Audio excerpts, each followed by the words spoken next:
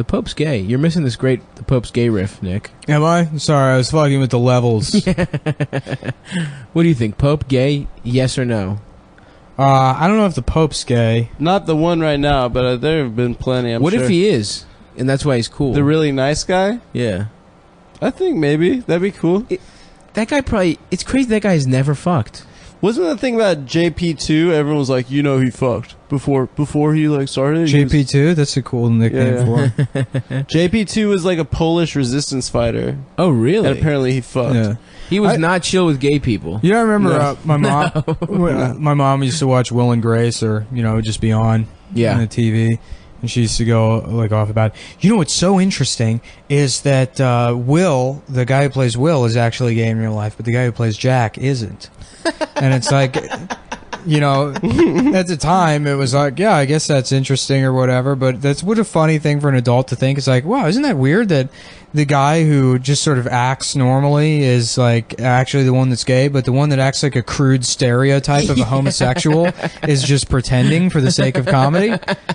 Isn't that weird? Also, that guy's probably gay. The guy who plays Jack? Yeah. I don't think so. No? No. I thought he was like gay later in life. No, because on the show, Will would be like, I have to have a date with Mark tonight, and we haven't talked about things. And then Jack would come on the show, and he'd be like, hello! I love penis! Yeah, who's got a dick for me to suck? And it's like he's just making fun of gay people. He's anti-gay. Yeah. Actively. Yeah. It was like, it'd be like if you were watching I Am Sam. And be like, wow, right. Did you know he's not actually retarded? Yeah. I love my Donna. The guy that played radio, though, was actually retarded. He was retarded, yeah. Yeah. I beat off a lot to Will and Grace. Megan Mullally's Big Fat Jugs. Did you beat off to Will and Grace? I think I beat off a lot to like... Deborah Messing's, like... She was in the rotation she had, like...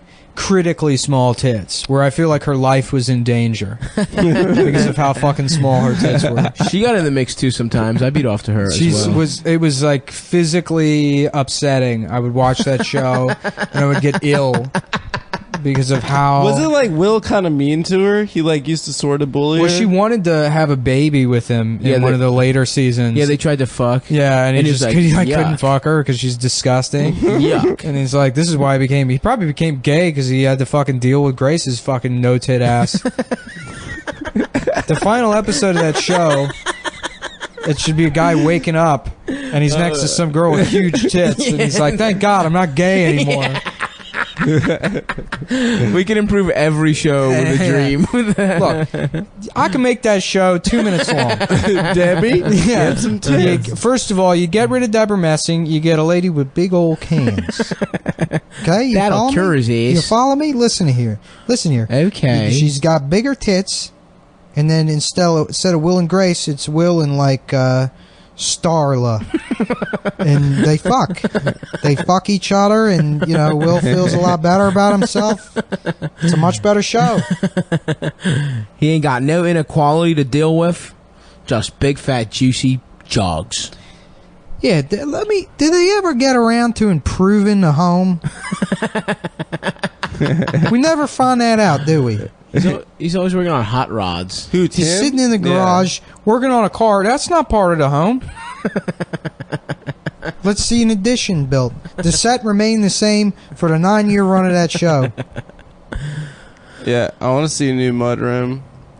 I want to see an entertainment center go up, What happened to the kids from that show? No, everyone just remembers JTT. My friend, the fat blonde one. He was the only one that really had a career. Mark was the shittiest character. The little one? Yeah. Dude, he married like some woman that was 30 years older than him. Good? Yeah, but it was weird. I remember seeing like when he was still young as hell. Pimp. Yeah. It's pretty fun. You should look at them. They look weird together. I saw a couple like that on the train the other day. An old ass woman, a young hipster kind of dude, and like a 65-year-old woman. Really? Was she hot? Was it his mom? She was all right.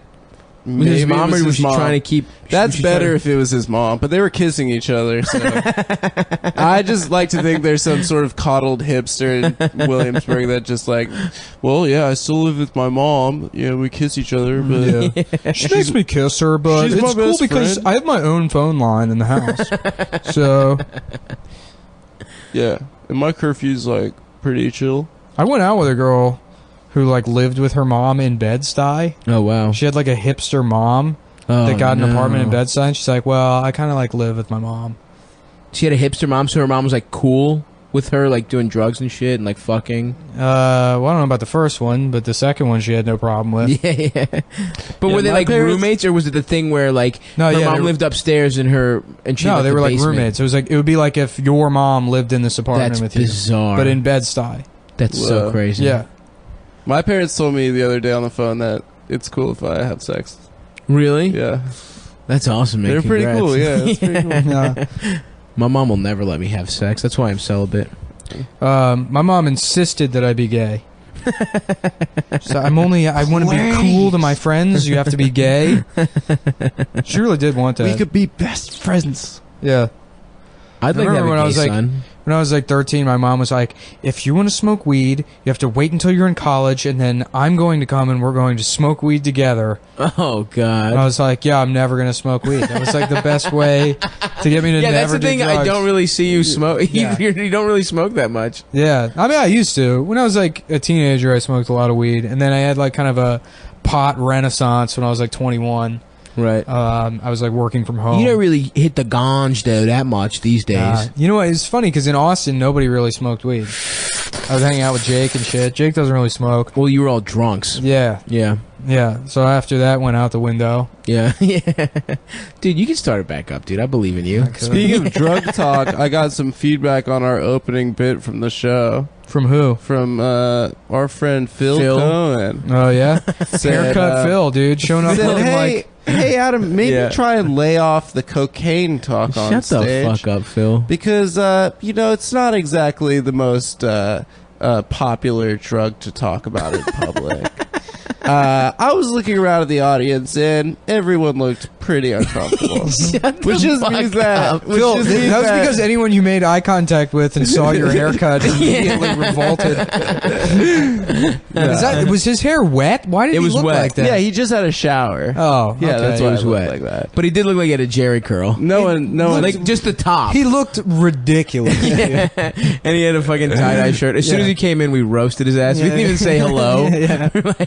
Why do you look like you've been following around fish? Yeah. Oh, he was also wearing a tie-dye shirt. Did we